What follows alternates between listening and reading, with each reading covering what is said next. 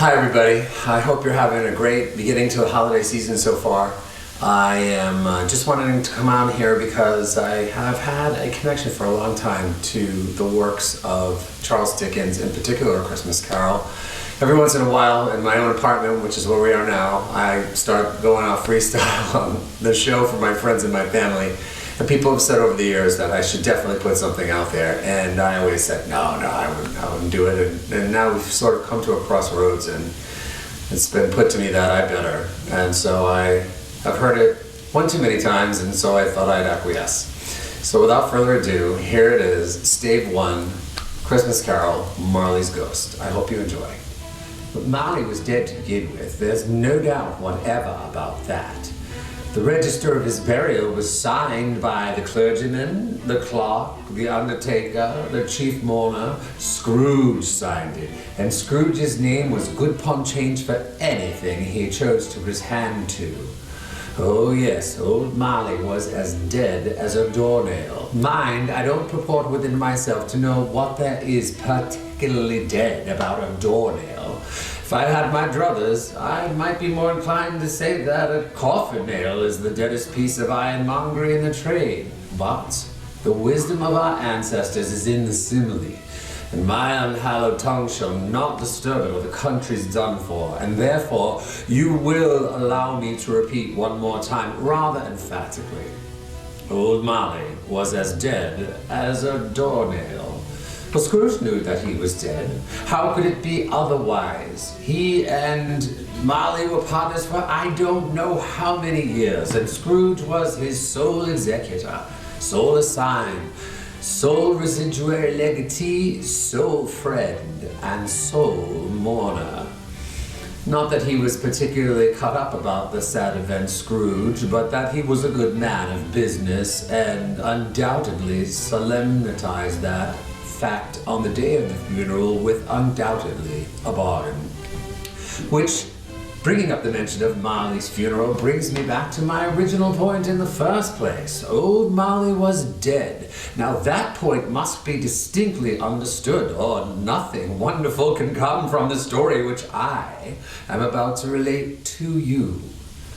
Scrooge never painted out old Marley's name. There it stood, years afterward, above the warehouse door. Scrooge and Marley.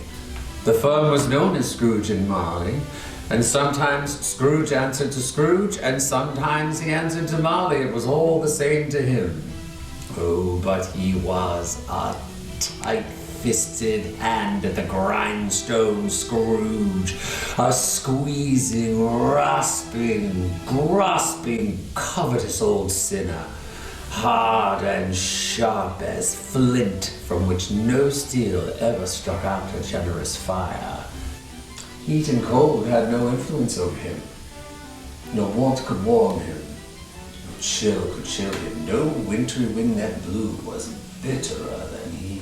Secret, self-contained, solitary as an oyster. Oh, no person, young or old, ever inquired of Scrooge how he was, or what o'clock it was, or how to get from this place to that, and what did Scrooge care? It was the very thing he liked, to edge his way along the crowded parts of society, wanting all sympathy to keep its distance. And so it was, of all the good days of the year, on Christmas Eve, once upon a time, Scrooge sat busy in his counting house. A Merry Christmas, Uncle. God save you. Bah! Humbug! Christmas? Humbug? Well, Uncle, you don't mean that, I'm sure. I do. What right have you to be merry? What reason have you to be merry? You're poor enough. Come then, what right have you to be dismal? What reason have you to be morose? You're rich enough. Humbug! Oh, don't be cross, Uncle. What else can I be when I live in a world of fools as this? Merry Christmas. Out upon Merry Christmas. What is Christmas time to you but a time for paying bills without any money? A time for finding yourself a year older and not an hour richer. If I could work my will, I'd have every idiot that goes about with Merry Christmas on his lips boiled in his own pudding and bedded with a stake of holly through his heart he should. Uncle! Nephew, you keep Christmas in your way and let me keep it in mine. Keep it, but you don't keep it. Let me leave it alone then. Much good has it done you. Much good has it ever done you. There are many things from which I might have derived great good, by which I have never profited, I dare say. Christmas among the rest. But I am sure that I have always thought of Christmas time when it comes around. Apart from its sacred name and origin, if anything owing to the day can be apart from that, as a good time. As a kind, forgiving, loving, and charitable time. But it's the only time in the long calendar of the year that I know of when men and women seem by one consent to open their shut-up hearts freely, and to think of people below them as really fellow passengers to the grave, not some other race of creatures bound on other journeys. Therefore, Uncle, though it has never put a scrap of gold or silver in my pocket, I believe it has done me good, and will do me good, and I say God bless it. Hear, hear. Let me hear another sound from you, and you'll keep your Christmas by losing your situation. You're quite a powerful speaker, sir. I wonder you don't go into Parliament. Don't be angry, Uncle. Come, dine with us tomorrow. I'll see you in hell first. But why? Why? Why did you get married? Because I fell in love. Because you fell in love. The only thing more ridiculous than a Merry Christmas. Good afternoon. Nay, Uncle, you never gave that as a reason for not coming before. Why give it now? Good afternoon. I want nothing from you. I ask nothing of you. Why cannot we be friends? Good afternoon. I am sorry, with all my heart, to see you so resolute. We have never had a quarrel to which I have been a party. But I have come in the spirit of Christmas, and I shall keep my Christmas humor to the last. And so, Uncle, a Merry Christmas. Good afternoon. And a Happy New Year. And a very Merry Christmas to you, Bob Cratchit. Merry Christmas, Mr. Fred. And how is your little one getting along? Tim, I believe, is his name. Oh, getting better every day, sir. Glad to hear it. Well, a jolly day to you and yours indeed. Yes, sir. The same to you, sir. There's another fellow, my clerk, 15 shillings a week and a wife and family to provide for. Going on about a Merry Christmas, I retire me to bedlam.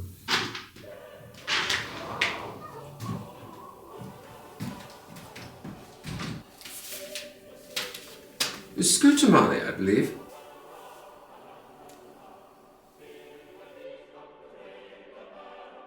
Have I the pleasure of addressing Mr. Scrooge or Mr. Marley? Mr. Marley has been dead these 7 years. He died 7 years ago, this very night. Well, we have no doubt his liberality is well represented by his surviving partner. At this festive season of the year, Mr. Scrooge, it is more than desirable that we make some slight provisions for the poor and destitute who suffer greatly at this time. Many hundreds are in want of common comforts, sir. Hundreds of thousands are in want of common necessaries. Are there no prisons? Plenty of prisons. And the union workhouses, they're still in operation. They are. Still, I wish I could say they were not. The treadmill and the poor law, still in full vigor then? Both very busy, sir. Oh, I'm very glad to hear it. I was afraid from what you said at first that something had occurred to stop them in their useful course. Under the impression that they scarcely furnish Christian cheer of heart and mind to the multitude, a few of us are endeavoring to raise a fund to buy the poor some meat and drink and means of warmth. We choose this time of year because it is a time when want is keenly felt and abundance rejoices. How much may I put you down for? Nothing. Oh. You wish to remain anonymous? I wish to be left alone. Since you ask me what I wish, sir, that is my answer. I don't make merry myself at Christmas, and I can't afford to make idle people merry. The institutions I mentioned, I contribute and pay for them. They cost enough. Those who are badly off must go there. Many cannot go there, and many would rather die. Well, if they had rather die, they had better do it then, and decrease the surplus population. It isn't my business. It's enough for a man to know his own business, and mine occupies me constantly. Good day, sir.